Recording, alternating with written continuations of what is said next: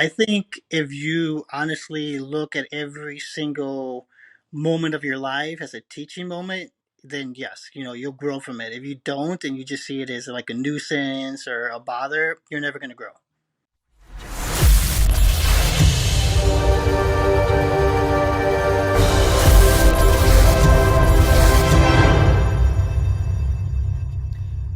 Hey everyone, welcome back to the Life of a Career podcast. Today we have Miguel Aranda. And before we get started, Miguel, can you just let everyone know who you are and what you do? A quick 90 seconds. Sure. I am a realtor with Pat Scouts Inc. I also manage a full time career with one of the biggest wireless industry telecommunications company full time, running 21 different locations, in stores, out of stores, at home, cold calling. Aside from that, I got two teenage daughters, two French bulldogs, so I'm running around dropping them off at school, after school. So it's a crazy, crazy life I live right now. Yeah, that sounds pretty crazy to balance two jobs and then all the kids, It, family it life, is. and dogs. Yep. Nice. Well, I guess from the beginning, let's start from the beginning of your life. Is this what your dream life was? To have two different careers, You know, family, dogs, no, all part of the plan? no. Growing up, I wanted to be a police officer originally, right? And the reason why is I grew up in the Humboldt Park neighborhood, right off Western Division, down the block from Roberto Clemente High School. And it was just prevalent to violence, drive-by shootings, gangs every day. I would say there would probably be a drive-by at least once or twice a week. So it really drew me to being a cop and trying to, work and fixing that, crime and just what I saw.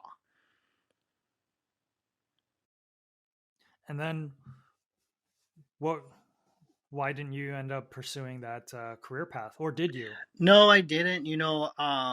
As I got older, I knew people that were in law enforcement. I kind of seen the way their personalities change, and even now, I still have family and friends that are in law enforcement. And from what I saw when they first started the academy and went into who they are now, it really takes a toll on their life. And that's kind of what dissuaded me from going that route. Yeah, that makes a lot of sense. The Could you kind of talk a little bit about you know when you were growing up, with all the different you know violent events that were occurring sort of around you, what type of opportunities were you thinking of besides police officer, or was your purview pretty limited in terms of career paths? Yeah, I mean, I would say it was pretty limited, right? For me, growing up, there was, five of us, me being the oldest in terms of siblings, and I was basically in charge of pretty much raising them for the most part, right? My mom and dad got divorced by the time I was in fifth grade. I got moved to Texas for all of sixth grade, came back after sixth grade, and it was my mom was working all the time, so I'd have to kind of raise all my siblings pretty much by myself, make sure they go to school. I remember at one point I actually took my littlest brother to high school with me for a day because there was nobody to watch him, right? So I didn't really have the scope or the mindset to really look at, should I go to college or what career do I want to go to. My mindset was focused fully on helping raise my siblings and making sure they stayed out of the gang life and the crime that was going on all around us. Just kind of curious, like what kind of led you away from the that lifestyle of gang life and things? Because did that ever was that ever tempting? Was that ever a pressure that existed, you know that might have pushed you towards that life, and then you were rejecting it, or was it sort of easy to not be involved? I would say for me, I mean, there's always a pressure to get into that lifestyle, right? I had family that lived with me, or like cousins that lived in the same multi unit that I lived in, that were dating game bangers, right? So I would see them at the house all the time, or the apartment complex all the time, or on the street, and they knew me, so they would say hi and whatever, and so I think for me the biggest thing was staying occupied, right? So between honestly trying to raise three other brothers and a sister, and then I was doing honors classes and advanced placement classes at school. I honestly really didn't have the time to really look at anything, let alone gang careers or anything like that. I had friends that were in gangs, that I would see, and just because I was so busy, with other things outside, I just never ran into that lifestyle. How did you find the motivation? Like, if you didn't know a lot of different careers that were available, what was your motivation to take like honors classes and things like that? That seems like a Yeah, it was presented to me, right, and I was always really good at school, so I said, why not? I grew up with, my family, I should say, grew up with limited opportunities, right? My grandparents on my dad's side and my mom's both immigrated from Mexico, right? They never went to college. My dad doesn't barely speaks any English. My mom was the first one to kind of go to college and get her CNA certificate. So if something was going to present itself to me, I've never been the person to shy away or turn down an opportunity that could benefit me. okay. Did you have any jobs or anything while you were in school, or were you? I mean, taking care of your siblings sounds like That's a already Yeah, so it's a taxing. full time job to take care of them. So I didn't really have a job during school until I graduated. Right when I graduated, I immediately knew people who worked at Circuit City, so I jumped into Circuit City just to kind of fill that void of free time, during the day, versus, and then try to get off by the evening to be able to come home, make sure that the kids, all had food to eat, and kind of that stuff. So I kind of filled the void with that. And then after Circuit City, I ended up having my daughter at like 22, right? So that was tough. So I really didn't have anybody to watch her. So I ended up moving to Rockford for a year, where I had people help me watch her while I went and worked at Rent Center as like an account manager, right? So I was constantly cold calling people, almost like a bill collector, right? And I definitely didn't care to do that kind of stuff, which kind of led me to an opportunity at T, and that's how I landed there. I ended up interviewing at a location, and the manager was opening a new store. Didn't really know, was having all kinds of issues with tech. I mean, I kind of helped him, and that's kind of what got me in the door. Okay, and then from there, um, how long did you work at that career? Um, the Rent Center career. Yeah, just yeah, kind of give us a timeline of like rent a center, So then I would say I that went from move on. Circuit City. I was there about 2.5 years. Then I went to Rent Center. I probably only spent like 6 months at Rent Center, right? Because I wasn't very big on let me hound people to collect money. Wasn't my thing. And then from there, um, I basically quit because it was just something I didn't want to do. But that's what kind of led me into the telecommunication industry. Okay. Did you did you know anything about the telecommunications industry? Like it's, from Circuit City, that's a that was a former retailer, right? That was like a Best Buy type of Correct. store. Yep. That Okay. And then from there, how did you go from, Rent a Center was just also what was available. How did you go and find these jobs? When I was, like 21, you find out you're having a kid, you're just trying to find something to make money, right? Prepare yourself for that. So I was just applying for whatever. But I think between working at Circuit City, I was very big into technology. I was building computers, taking apart computers. People were hiring me to set up networks in their houses because they didn't want to pay Circuit City the amount of money they did. And if I charged them even 25% less, they would go with me.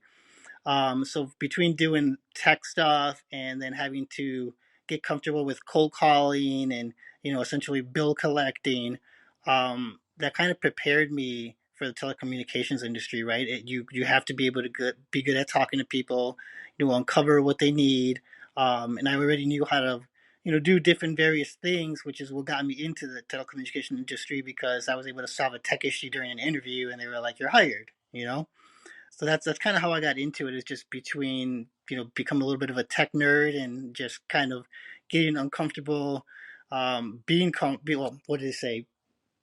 Get uncomfortable. What is it? What how does this go? I'm trying to think. It, It's like be comfortable with being uncomfortable. yes, that is it. Yeah. So I kind of had to learn that, and that's kind of how I got to where I needed to get. Hmm. What type of skills were you learning at like Circuit City and like Rent a Center? Clearly, the cold calling, so almost sales, right? Yeah. Like, Yep. Yep. I mean, Circuit City was kind of the same thing, right? You had to know tech terms, right? You need to know about computers. You need to know about phones. If you were selling phones, you need to know about TVs. So you kind of have to learn specs, right?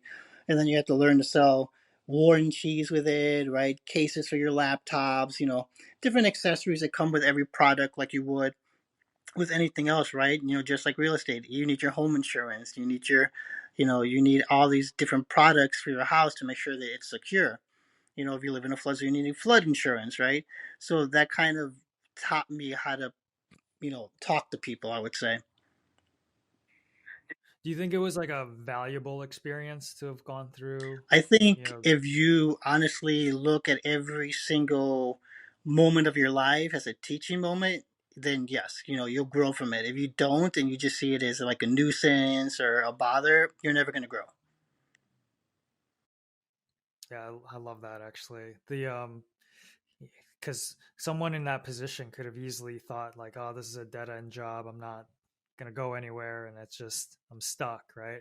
How did you sort of have that perspective of like, no, I'm just gonna actually learn something from this experience rather than sort of fall into that pitfall of a mentality? Yeah, I think for me is, the way I grew up with the limited amount of resources, not really having money, kind of being very poor and having to secondhand shop for all of our clothes.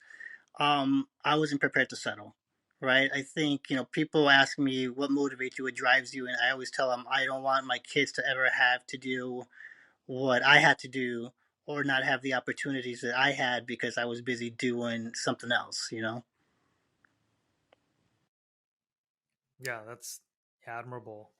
Um, so going from uh, Rena Center, you were in the telecommunications company. What were you doing at that telecommunications company in the very beginning? So I started off as a part-time sales consultant, right? So just kind of, talking to customers, selling them wireless, right? Eventually, the company evolved. I ended up transferring to a full-time position in Chicago, and by that time, the company evolved to selling wireless services, including landline, including internet, right, which was DSL at the time. So I did that for about 3.5 years, maybe or so. I ended up missing the opportunity, just barely missing the opportunity because I took a jump into a leadership role as an assistant sales manager. I was asked to take the role. And so I took it, not knowing that if I had took it a month later, I would have won what they call Summit, right? Which is essentially the top 2% in the market gets a free trip, all expenses paid, recognized event, right? So I ended up missing that event that year because I took that promotion a little bit too early. But obviously, it prepares you for the future, right? You took it a month early. It's an extra. I looked at it as it's an extra month to kind of like hone in on your skills, right?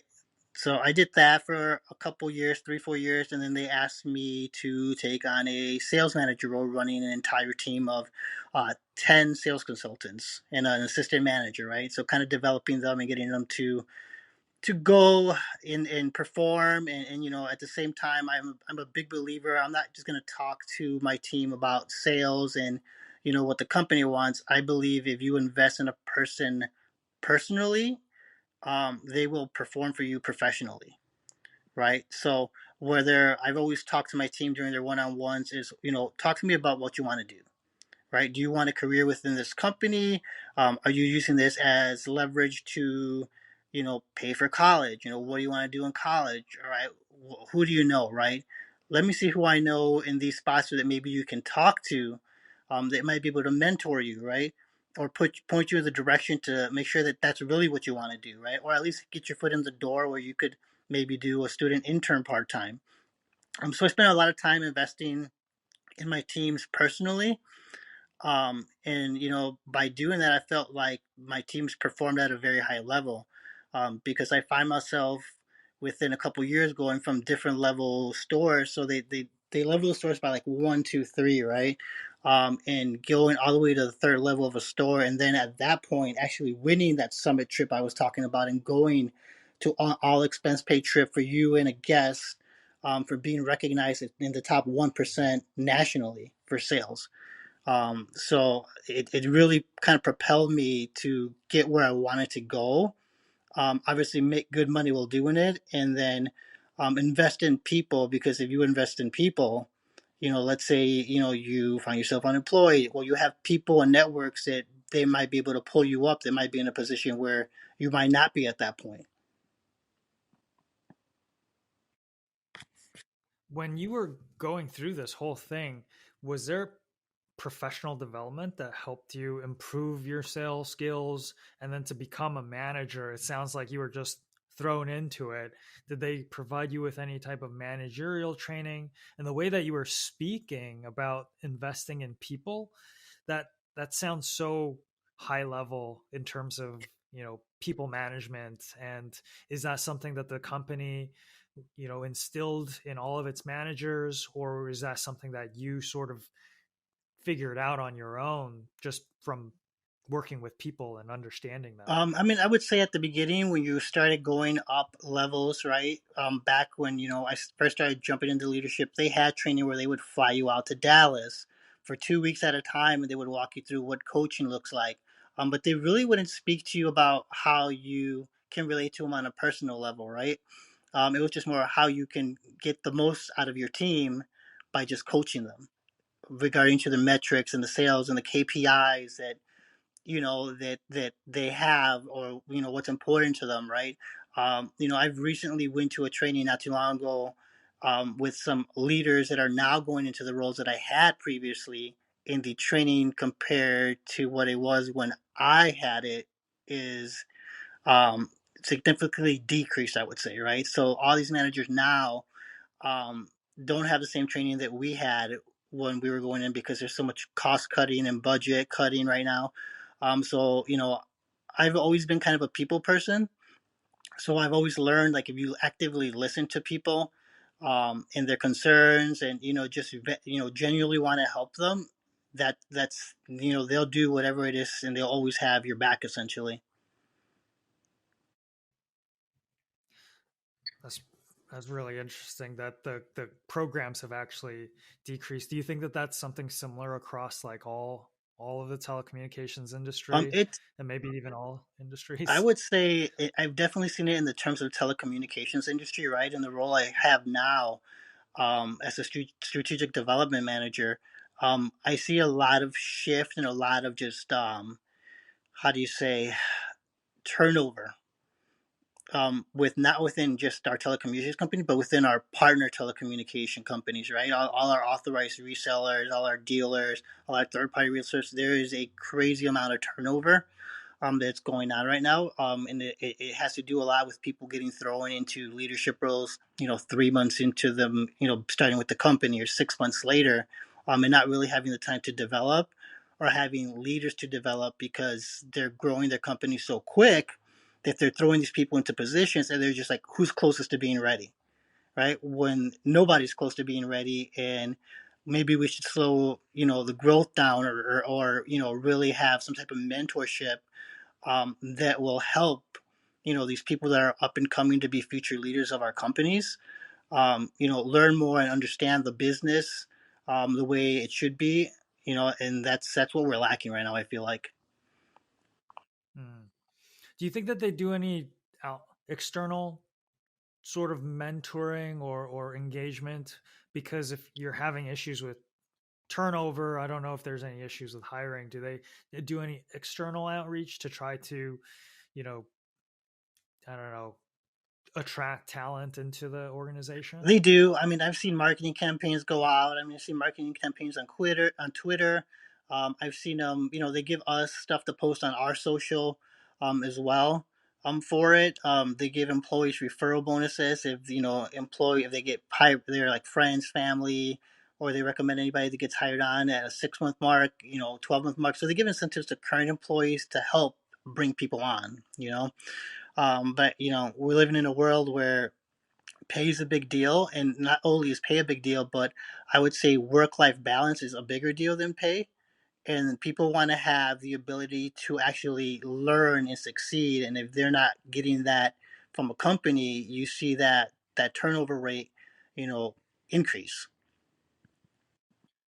Yeah, could you talk a little bit about the especially from the beginning, right? Like of your early days of walking in as the I forget what you said. It was like a sales Like, yep, position, right? yep.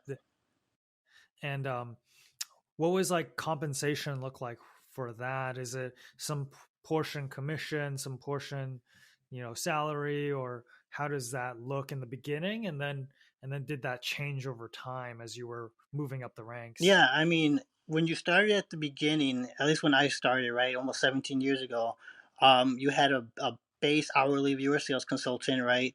You were part of a union to help protect your job, and they were paying your commission at 50% of whatever you sold, right? So you had the ability to make great money, right? And even in the leadership roles, you had positions to make great money. You had a salary plus a commission monthly target, right? What we've seen kind of happen is we've seen the hourly increase, obviously, because people want to have a little bit more of a stable paycheck, right? And we've seen the decrease amounts decrease, right? So commission has dropped, right? There's an at risk. You have the ability to make more if you choose to, but people are more banking on the hourly, and I think that's kind of where we're seeing the issue, right? Is well, a lot of people now because they don't have that development or they don't have somebody to develop them, they're just banking on the hourly, so they're not really pushing or trying to see how much they can make in compensation because they just don't know how to make the money or they don't understand their structure of how to get paid. Oh, that's interesting. Yeah, 50% commission is a lot. Yeah, it was, uh, so like yeah, so clearly when you got the job at that time, you were able to raise a family, at least with your daughter, right? Initially. Um, and then you've stuck with them for 17 years. Clearly it's been working out. Could you kind of talk through quickly like what you ended up becoming? Like I think you said something about regional development. yeah. Could you So say I talk a little bit about Yeah, that? so I was doing the management of locations. I'm at a very high level, obviously, and I got a call from our director of sales, and she calls me and she says, "We have this role opening up with our retail partners. Are you interested? I don't know what it is. I don't know what the compensation is going to be. Can I count on you to do it?" And I said, "Sure." Toss me in there, right? Not knowing what it was. Um, so it turned out being a role where our authorized retail partners who, they pay obviously a lot less than a company owned retail store would, but their issue is turnover and development, right? So I was tasked with assisting what they call a territory manager in helping develop their locations and trying to retain employees in the biggest authorized retail partner this telecommunications company has. So I'm in charge of essentially 21 locations, right?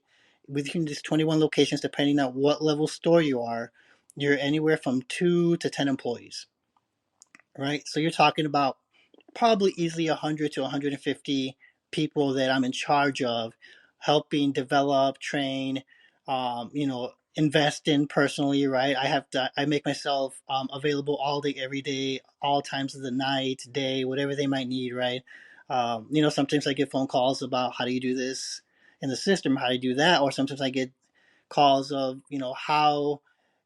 how do I raise my credit score? Stuff that they don't know because they get trainings about stuff like that with our partner. How can you increase your credit score or how you should invest, but they don't have the knowledge other than the training that they see in a person learning course to do it. And between that and my part-time job as a real estate agent, I have the ability to distribute this knowledge to them, right? So I often find myself helping them personally, walk through how you can increase your credit score, or how you should invest into a house, or how you should invest in 401k, right? So I spend a lot of time doing that amongst all those different employees. How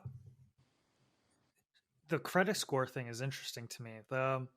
You said that was part of the things that the employees were supposed to be teaching their customers, or is that something that the company was teaching Yes. Yeah, their so on employees? the authorized retail side, the company itself had personal learning courses that they required their employees to take. And it had nothing to do with the telecommunications. I mean, they had telecommunications personal training courses, but it had to do with finances and credit scores and things like that. And they just kind of said, "Here, take these trainings," and not giving them the with them, right? What's in it for them? Why should we take this course? And I think that's kind of where I came along and said, I hear them, we'll just say complaining about why they have to take this course, and I'll say, okay, well, not to get too personal, but where's your credit score at? And some of them would disclose, and they would say, and I would say, okay, well, talk to me. Do you have any credit cards? Do you have cars? Do you have car notes? And they're like, no, I have no idea how to get that or what to do, or or yeah, I had a card, but I maxed it out, and now I owe all this money. And I'm like, okay, well, how do you increase your score? And I was like, all right, well, pay attention to this course, retake it, and then I would walk them through how they could repair the credit, or how they can get credit, or different things that they can do to help themselves set up for a better future. Oh, that's actually really cool. So the company was just doing it to help their employees become more aware of how to self improve. Correct, because a lot of the employees they have are Gen Z, right? They're 18 to, we'll say, 24 maximum. A lot of their employees, right? So they have no idea. They're coming right out of college or right out of high school directly into a retail sales job. So they don't really have the knowledge, right? And the company itself, well, they do a great job providing these courses. They don't really explain to them in detail or really break down how it can impact them. That's so really cool. I didn't realize that companies would do that normally to just help develop their employees kind of personally too. I always thought that the training would be geared more towards like just, hey, this is how you become a better salesperson and sell more things. For us, it's kind of cool to see that they actually have personal development stuff. Yep, it's good. It's just a matter of explaining to them how it'll impact them and how it can help them long term. Mm-hmm. Yeah. What other or are there any other sort of personal development courses or incentives? For example, I come from the army life, so a lot of it was like, hey, free education, free certifications for certain, you know, MOSs or jobs in the military. Did they have any additional sort of benefits like that? Yeah, I mean, within the corporate world of a telecommunications company, they offer tuition reimbursement, right? So you can get tuition reimbursement as long as you're within the company. And I want to say it was like $3,000 or $6,000 a year, right? So it's a nice little amount, but you have to stay with the company for 2 years after you do this. They will pay a majority of anything that will be useful for you to stay with the company, right? So telecommunications, financing, technology, IT, right? Stuff like that. Right, so they definitely do pay tuition reimbursement. Then they'll help you with job placement if it's with or telecommunications company. They'll help with job placement. The authorized retailer does something similar to it, but not to that extent. Okay. Did you get to take advantage of any of it, or it seems like you were rising up pretty Yeah, quickly? unfortunately, I didn't ever step foot in college. Right, I just worked really, really hard, and built a network around me, that I could lean on and have support with to move at the level I was moving up the chain without a degree, right? I think the biggest thing is, yes, the degree is important, right? College is important, but a lot of companies now are not just looking for degrees; they're looking for experience, right? So if you're building a network of people around you, right? So, for example, in our telecommunications industry, right, there's a wireless industry, right? There's a business unit, there's a finance unit, there's an operational unit, right? So if you're building relationships with all those different units and just reaching out to people to try to do shadow days, a mentorship, you know, an hour, 1 hour a month or 1 hour every other week with different people of different business units, you'll have a network, right? So when you're ready to make your next move, they can say, "Oh yeah, I know this guy. I talk to this guy all the time. Yeah, I definitely recommend him for the job." Right, and it puts you in a valuable position that other people that don't make that effort to build a network. Was there a mentorship program at all within the company? Or is that something that you had to sort of go out and network yourself and find mentors and seek out advice from the different departments that you Yeah, were I talking mean, about? now they do what they call a management development program, and it's only select handful of people, right? It's maybe 8 people a year, that you do it with, right? I recommended, and I've had some great leaders in my life, that have recommended always reaching out to people that are not within your business unit, not necessarily even within your market or state, right? You can reach the people out of state that have roles you want to be in, right? So let's say, the role I'm in right now, right, as a development manager. The next thing I'm looking at is an account manager position, right? But I've reached out to multiple people in the business unit, not just within market, but out of market, in different, West Coast, East Coast, and just kind of learn, their best practices and how they got there, and what they did, right? And I kind of just built these relationships. So now that I've applied for it and I'm starting to interview, I can say, hey, you know, I'm interviewing for this position. Hey, could you write me a letter of recommendation, or could you reach out to the hiring manager, right, to kind of get me ahead of some of the other candidates and put me in a much better position, for my career. All right, kind of moving forward a little bit. How did you get involved with real estate as you were kind of making this meteoric rise in a way on the telecommunications side?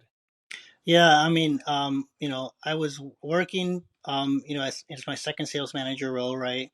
At the second level of, locations that you could run. And they weren't really promoting, right? And I felt I had earned enough to move to that third level, right? I respect myself enough to say, when it's time to move on and move forward and value, and I know my value, my worth. If I don't see it, I'm gonna look for something else, right? So, I always kind of looked at real estate, right? My family owned a multi-unit commercial six flat, and I could see the money that came from it. But I didn't really want to own. I wanted to help sell and help people find their homes, and in that route, right, and kind of teach people, right. So I decided that, I was talking to one of my old managers, who happens to be a mutual friend of ours, right?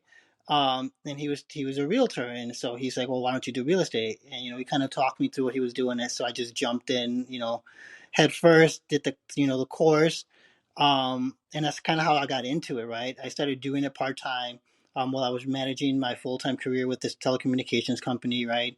As soon as they found out that I was becoming a realtor, they're like, "Oh, we're going to promote you to the next level location," right? So I got my promotion, within the telecommunications company. So I kind of hauled off. I got my license, I want to say 2018. I kind of hauled off until, what is it? April of 2019 to really start my real estate career, right? And I was doing it part time. I kind of hit it running, right? Started by selling a commercial unit, six flat. Really enjoyed doing it, right? But that was more commercial, right? So then I started helping, families, right? And that I kind of enjoyed it, right? In my second year, I helped, again, another family who was immigrants, migrated from Mexico to the U.S. and never thought they could own a house. They were in their late 50s. And I said, "Yeah, you can own it, right?" We just had a conversation about, their job and what they were doing. And, their dream was to own a house. And, from what I saw, they had the ability to own a house. They had a job, they had income coming in, were employed for multiple years, had a decent credit score. So I put them in touch with one of my lenders, and, once we closed, they were so grateful. They were crying. And that's kind of what has kept me with real estate, right? Having the ability to show people that you can own a home. It doesn't take much to own a home. It takes a lot to maintain a home, but to actually own a home, you can do it. Anybody can do it. You just have to have your ducks in a row and know how to get there, right? So I think a big part of why I stick with real estate is the enjoyment of helping families who don't think that they can afford a house get there, and aside from that, teaching them how they can get there if they're not ready to get there at this moment, right? And I've kind of seen some of the people that I've taught and told them how to fix their credit score and what to do and how long they need to be employed for at a certain job before they can really jump in. I've seen some of these referrals come in, and I just seen the excitement in their faces when they're closing on their house and I'm handing them their keys. So that's kind of what's kept me at real estate. And we've kind of talked about it that I'm starting to turn the page this year to become a full time realtor, right? Just because of what I've been able to see and the joy I've seen people have. I primarily work with buyers. I have sold a couple properties for people, but to me, the joy and that I get from people who don't think they can actually afford a home um, tops everything else. Yeah. Do you think that there were skill sets that you learned throughout your time in the telecommunications world that really kind of translated over? Because it sounds like a lot of the coaching, the teaching was part of that other career too. Um, and was there synergy between the two jobs that you have? Yeah, I mean, I think I would say the telecommunications has prepared me a lot, right?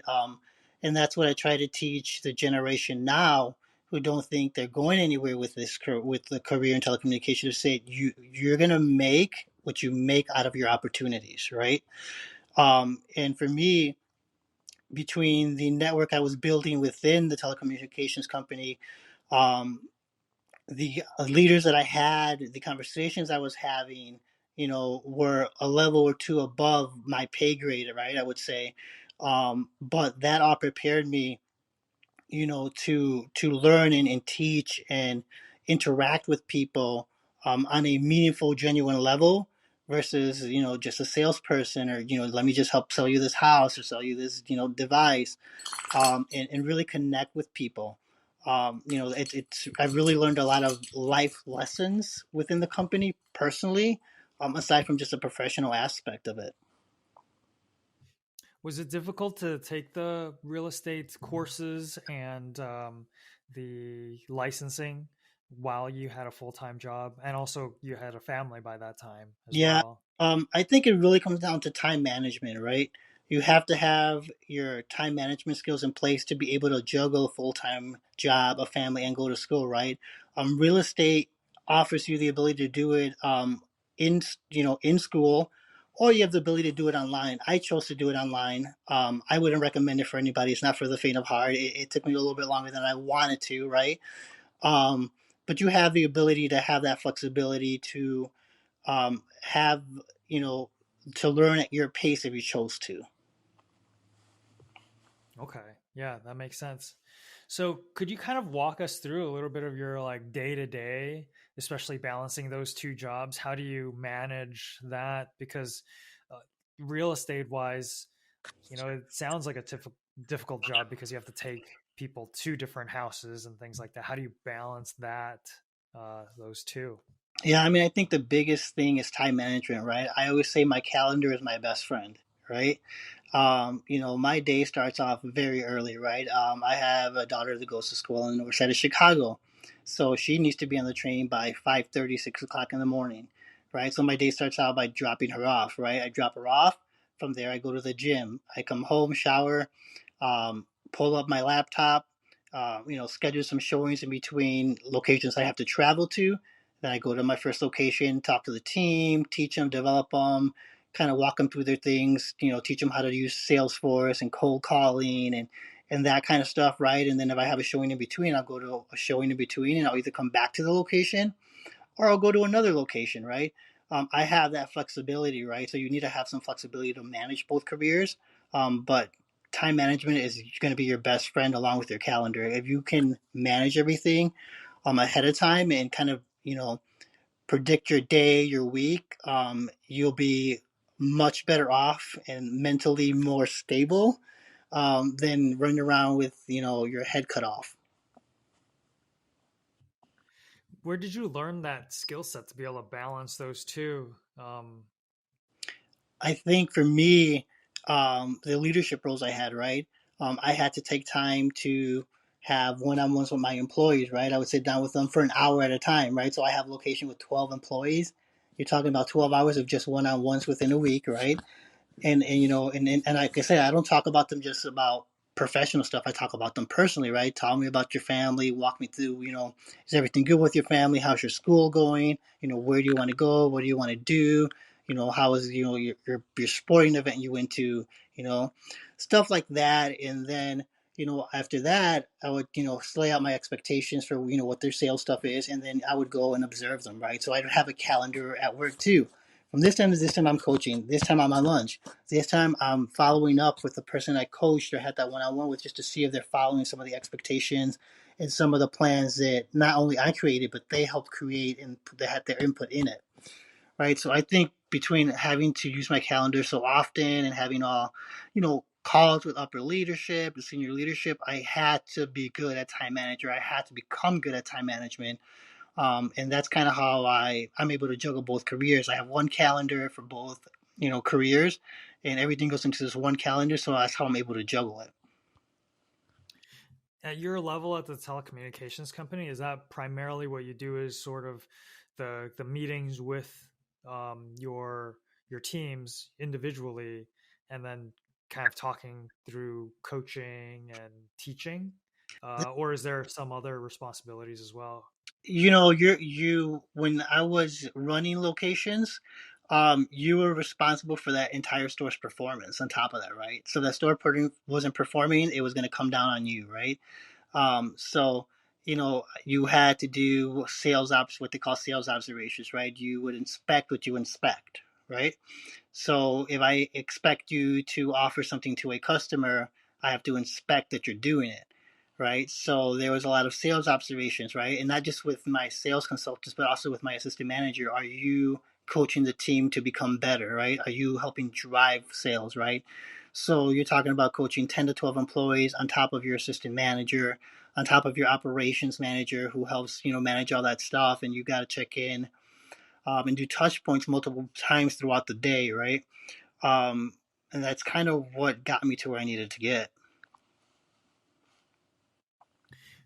Just curious, when you were starting out in that telecommunications company, did you ever think that you would rise up to this level? Was that possibility even there, or did you think it was just another job you were getting and then you were probably going to jump away at some point?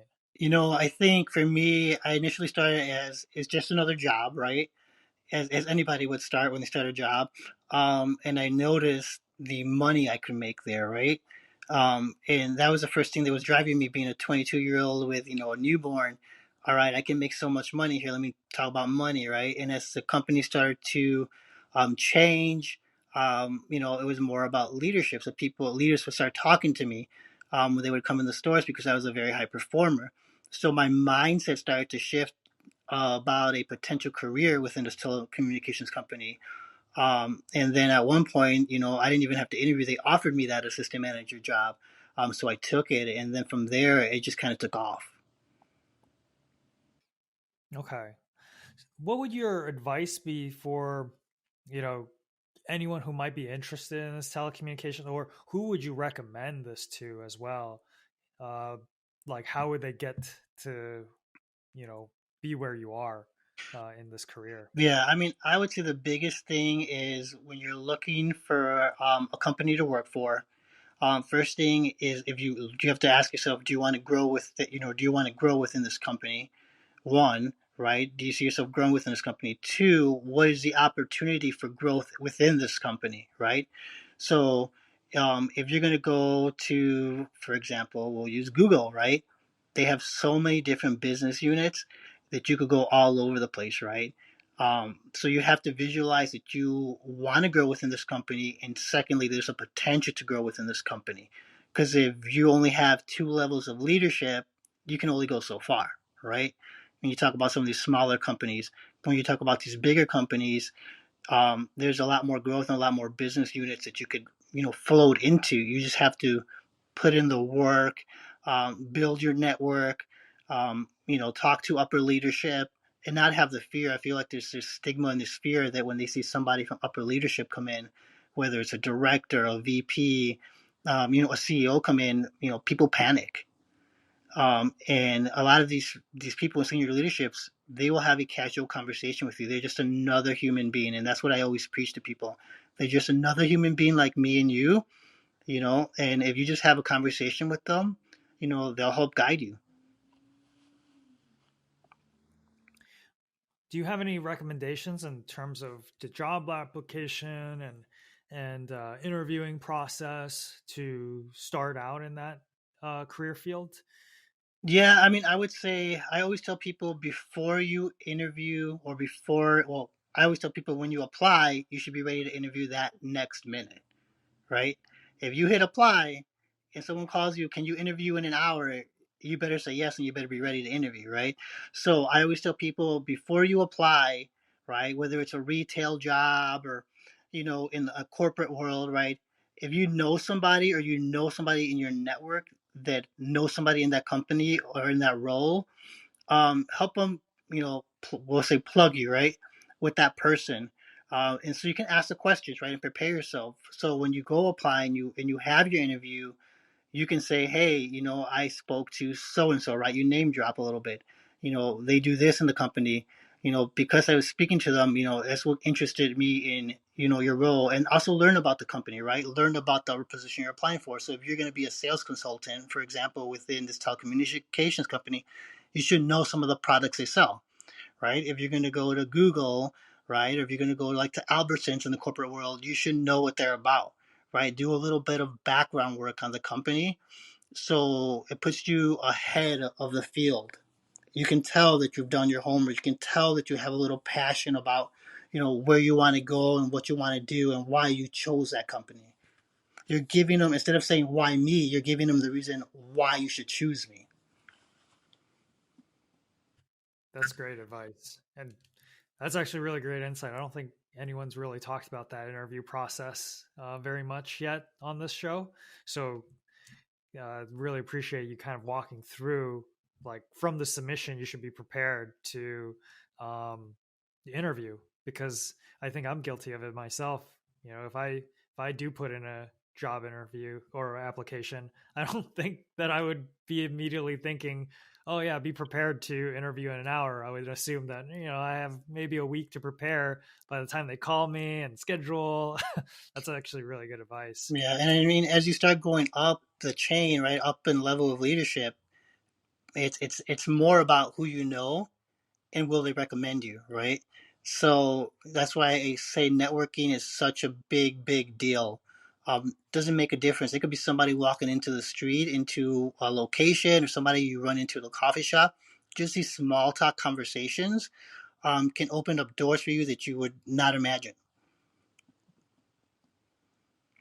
Yeah, I think I would completely agree with that. That's great advice. When are there, other requirements, or does like a telecommunications company have a lot of sort of entry level positions that people can just step into straight out of high school and begin, or are there, you know, have requirements increased now where you need a college degree or something else, more work experience in order to get in? I would say no. A lot of people who come right out of high school go into a sales consultant position, right?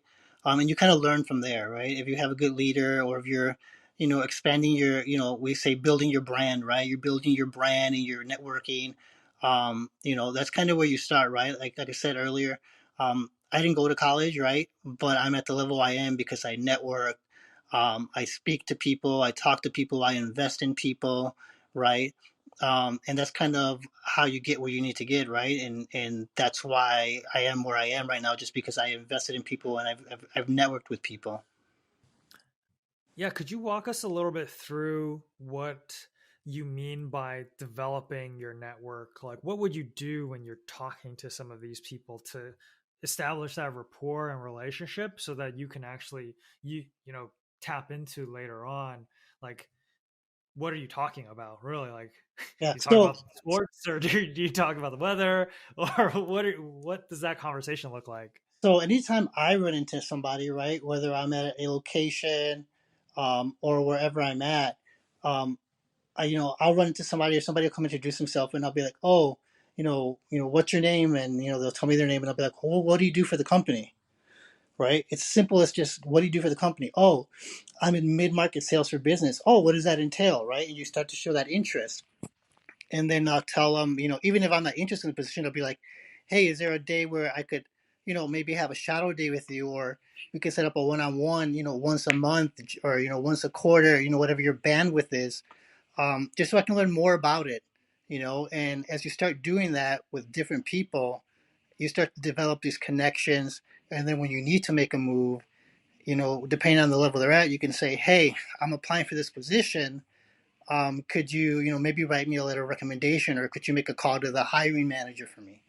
And if you have that network built up already, the answer should always be yes from them.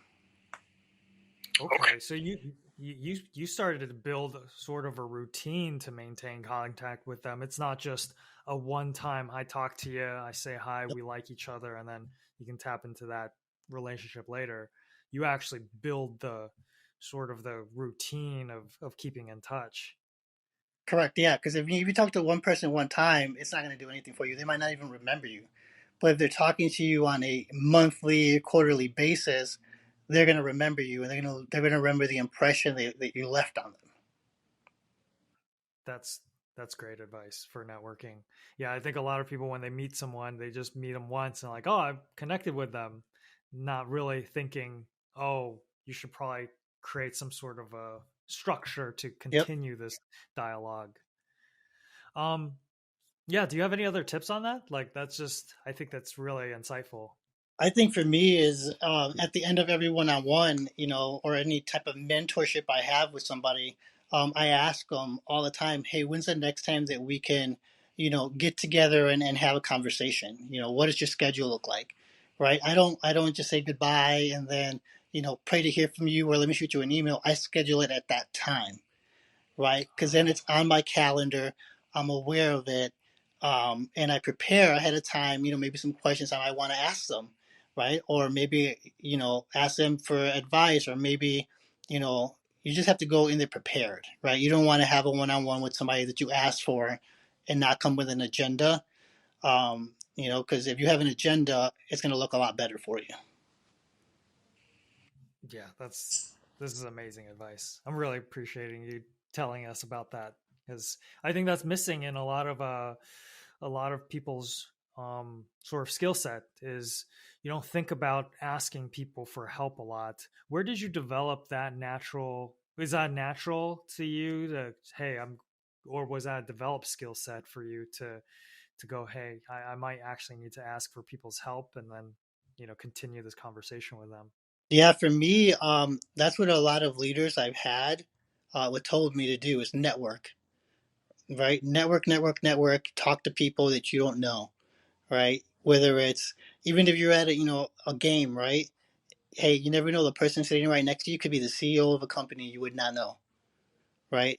So the telecommunications company that I work for has suite seats. They also have seats in level 100s, right? And a lot of times there's directors of other companies that are sitting down there, or sitting in the suite next to you that you're walking down the hallway to, that you just run into, and just having those conversations, no matter where you're at, I think goes a long way.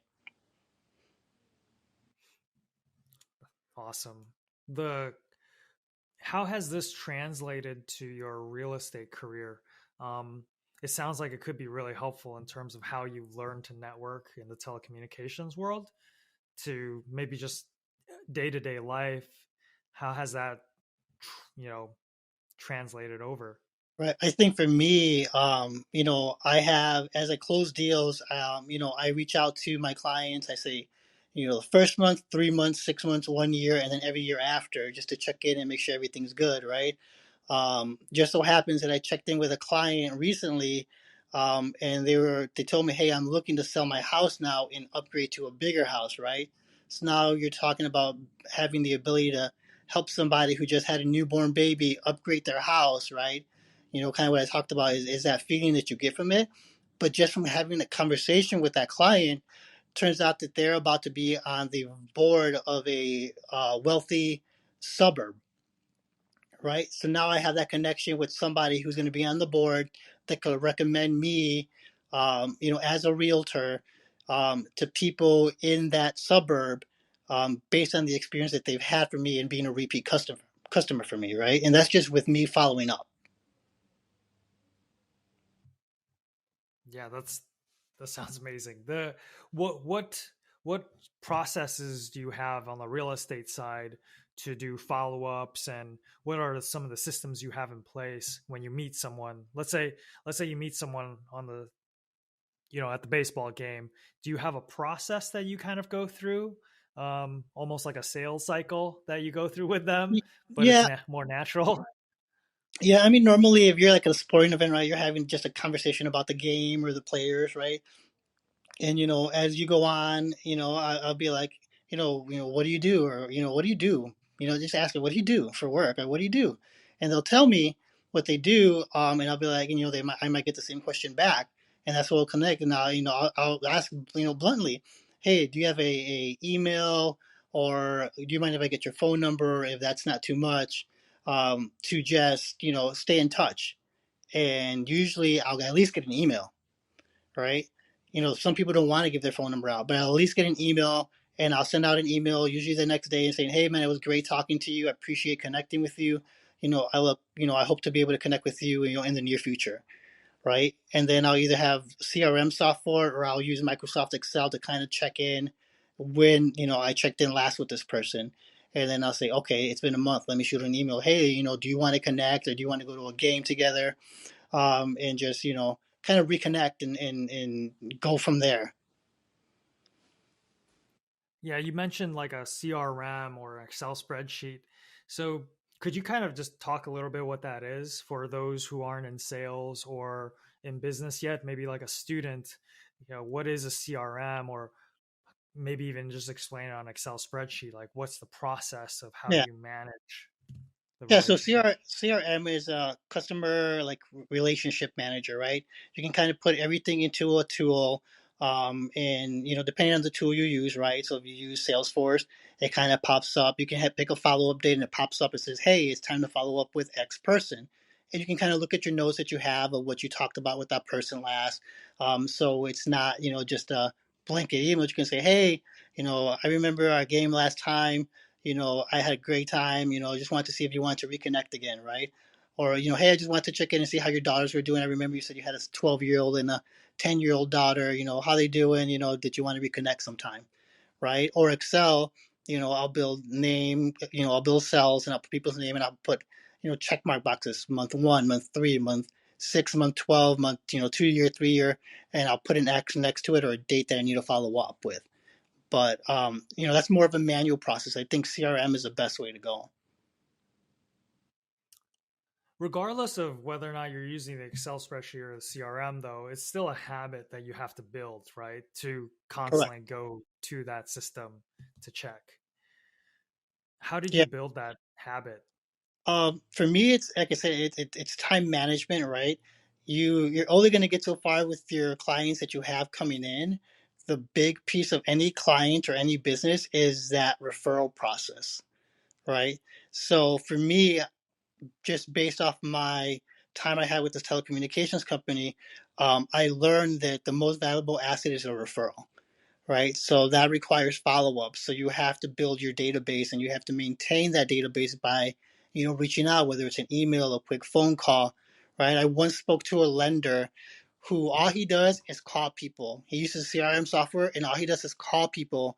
And based on him just calling people, checking in on previous notes, he sells probably over $100 million in loans a year, right? And that's just because he's constantly checking in on people. Hey, I remember we had this conversation, or hey, I just want to check in and see how your house was, or hey, has anything changed, for you? Is there anything I can help you with?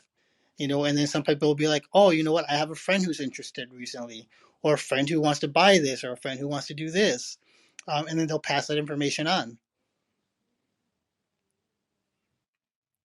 Yeah, it's interesting how habits can just drive business for you. Are there any other habits that you think are good for, let's say, a student or someone who's even looking into these two careers to pick up before or even during the times that they're in the jobs? Um, I mean, obviously, follow up, touch points is a big deal, right?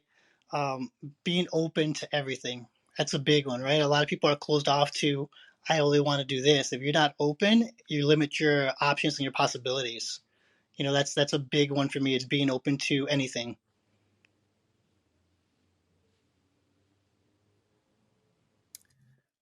Yeah. So we've taken up a lot of your time. I just wanted to see if there was anything else that you wanted to tell the audience about how they might be able to get a job in the telecommunications world or maybe even the real estate world. Do you have any advice that you want to impart? Yeah, I mean, I think kind of mentioned it earlier. Is kind of research where you're looking to work. Know a little bit about the company. Know the background, right? Look within your network. Look within your network to see if you know anybody that has connections to that company that could at least get you in touch with somebody, to get you ahead of anybody else that might be applying to that position. Yeah, I love that your continuous theme throughout this interview was about relationships, and we've had other successful people who've come onto this interview and talk the same thing. It's all about relationships, and I love that you're reinforcing that. If anyone's interested in asking you any questions or contacting you about anything, how can they reach you? They could either reach me by email, which is my first name, last name, 84 at gmail.com. Or when you put out this interview, you can also just put on my phone number out there. So if anybody wants to reach out, they're more than welcome to.